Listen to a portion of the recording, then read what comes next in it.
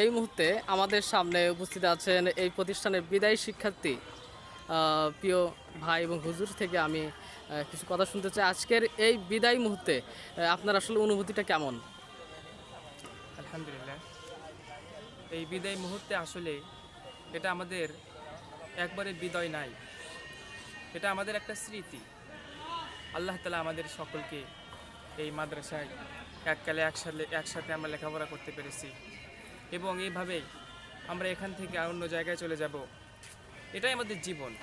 আল্লাহ তাআলা দুনিয়াতে আমাদের পাঠিয়েছেন যে তার ইবাদত করার জন্য।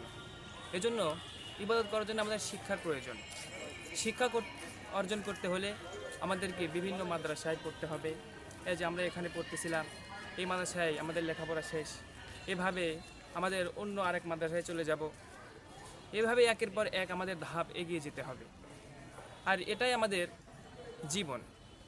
আল্লাহ তাআলা আমাদের সকলকে এই বিদায় স্মৃতি সারা জীবন মনে রাখবার তৌফিক দান করুন। এবং সেই সাথে আমি আরও একটি আর্জি জানাই যে এটা আমাদের একবারে বিদায় নয়, এটা আমাদের একটা স্মৃতি। আল্লাহ তাআলা আমাদেরকে তৌফিক দান করুন যে এইরকমভাবে মাদ্রাসায় আমাদেরকে পড়ার সুযোগ দান করেছিলেন। এজন্য আল্লাহ তাআলার কাছে শুকরিয়া, আলহামদুলিল্লাহ। হুজুর আসলে তার ব্যক্তিগত অনুভূতি জানালো। এই বিদায় মুহূর্তে তার কেমন অবস্থা ছিল সেই অবস্থাগুলো তিনি জানালেন।